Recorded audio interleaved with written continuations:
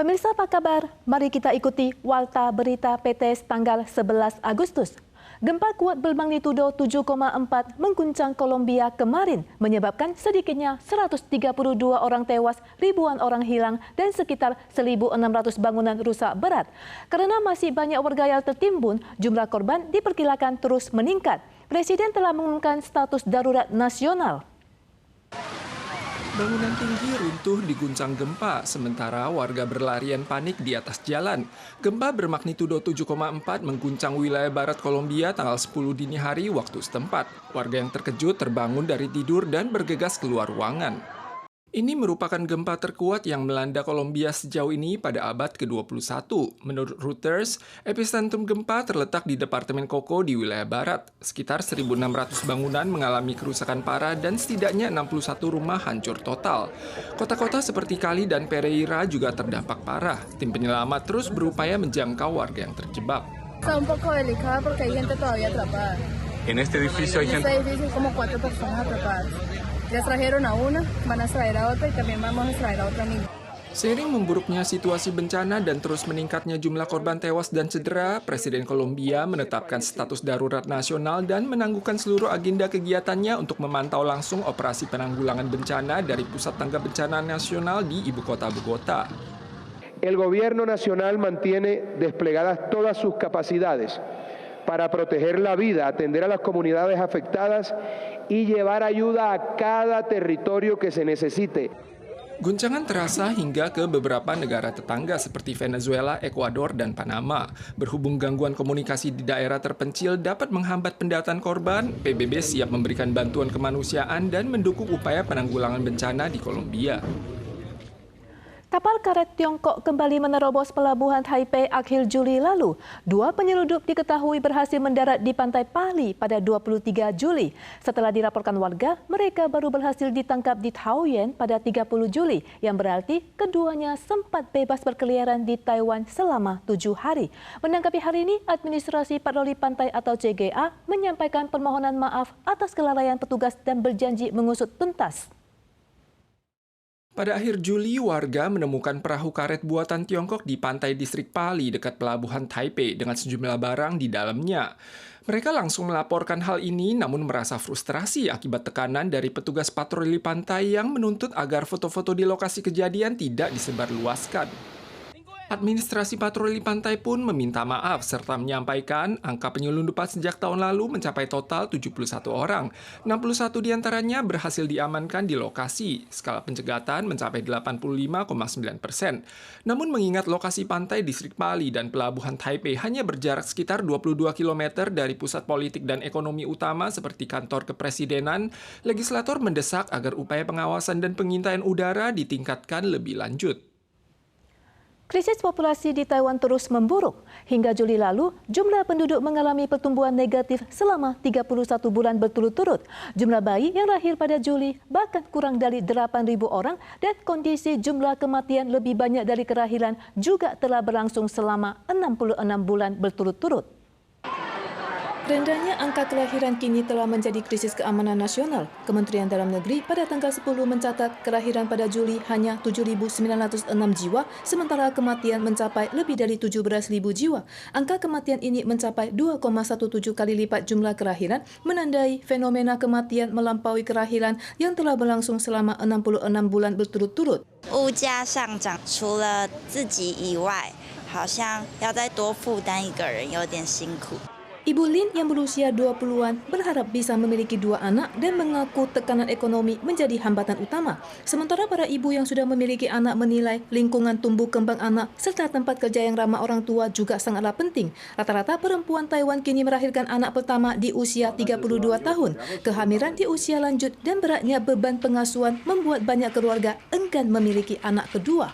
这5年来，差不多关了30%的产科医疗机构。 Hingga akhir Juli, populasi Taiwan mencatat pertumbuhan negatif selama 31 bulan berturut-turut hingga mencetak rekor terendah. Angka kelahiran tertinggi tercatat di Kabupaten Taitung dengan 6,06 kelahiran per 1.000 penduduk, sedangkan kota Keelung menjadi yang terendah hanya 2,1 per 1.000. 也就是当哪一个地方它的可能生育补助或津贴相对是比较高的时候，其实是会吸引家长让孩子的户口是先迁到这个县市。Pakar menilai pemerintah harus meninggalkan kebijakan yang hanya mengandalkan bantuan tunai semata dan memperkuat dukungan seperti menciptakan lingkungan kerja yang ramah orang tua. Pemerintah pusat dan daerah juga diimbau bekerja sama agar fasilitas kesejahteraan anak tidak mengalami kesenjangan akibat perbedaan kondisi keuangan di tiap daerah. Meski Indonesia telah lama menghapus perbudakan dan menjamin hak asasi manusia, di sejumlah wilayah di Pulau Sumba masih terdapat sistem kasta sosial ATA yang diwariskan turun-temurun. Sebagian bekerja tanpa upah dan bahkan ada wanita yang mengalami eksploitasi dan kekerasan. Kelompok HAM mendesak pemerintah melakukan reformasi, namun dominasi bangsawan tradisional membuat perubahan berjalan lambat. Kerabat dari berbagai penjuru tiba untuk menghadiri upacara pemakaman seorang bangsawan di Pulau Sumba. Dalam prosesi tersebut, mereka dibantu oleh ATA atau budak yang bekerja berdampingan dengan pihak keluarga. Namun hingga awal tahun 1990-an, pihak kepolisian terus memantau ketat upacara semacam ini karena adanya ritual adat yang mengharuskan sang majikan dan ATA dimakamkan bersama. Walau Indonesia telah menghapus sistem perbudakan sejak 160 tahun yang lalu, masih ada sejumlah ATA di sana yang bekerja untuk majikan mereka tanpa bayaran. Sebagian dipukuli dan dipaksa bekerja sejak kecil, sementara kaum Hawa bahkan menjadi korban kekerasan seksual. Mereka telah dicap sebagai ATA sejak lahir. Kan kita punya posisi, sudah pada di tempat, sudah tidak bisa lagi kita lakukan. Bertahannya sistem ini bukan disebabkan oleh hukum, melainkan oleh pengaruh hierarki sosial tradisional, norma adat, dan dinamika kekuasaan setempat. Walau 80% populasi di Pulau Sumba menganut agama Kristen, kepercayaan kuno Marapu yang mencakup animisme dan pemujaan leluhur tetap mengakar kuat. Masyarakat Marapu memiliki struktur 3 jenjang, mencakup kaum bangsawan, rakyat jelata, dan budak. Faktor area terpencil yang masih belum terjangkau sepenuhnya oleh peraturan negara modern, sistem pendidikan, dan pembangunan ekonomi memungkinkan sistem tradisional ini untuk terus bertahan. Estimasi jumlah budak di Pulau Sumba bervariasi, namun diperkirakan mencapai 1.700 orang.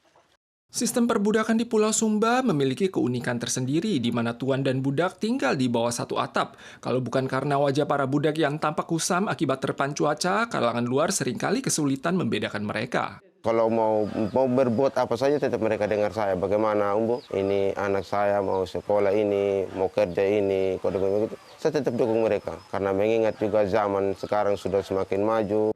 Sistem ini mulai menghadapi tantangan seiring meningkatnya kesadaran akan hak asasi manusia.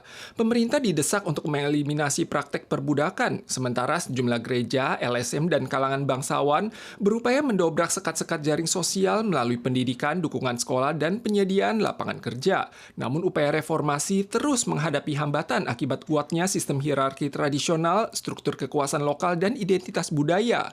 Hal ini semakin diperparah oleh fakta bahwa sebagian kaum elit setempat masih merupakan keturunan bangsawan tradisional. Salah satu strategi saya untuk merombak ini sistem yang kaku ini adalah mulai dari keluarga kami. Jadi kami menyekolahkan semua atah-atah di dalam keluarga. Beberapa bangsawan menyatakan tidak keberatan jika kaum ATA pergi atau melarikan diri. Namun sekalipun ATA memiliki nyali untuk meninggalkan tuannya, absensi lahan, harta benda, dan tunjangan finansial seringkali memaksa mereka untuk tetap terikat pada sistem lama. Salah satu ATA yang diwawancarai menyatakan ia percaya bahwa akses ilmu pengetahuan akan melahirkan kebebasan. Hal ini menyoroti fakta bahwa transformasi reformasi hak asasi manusia di Pulau Sumba masih diwarnai oleh konflik pekat antara tradisi dan modernitas. Para pemirsa sekalian, sekian Warta Berita dari PTS. Kita soal lagi di lain kesempatan. Sampai jumpa.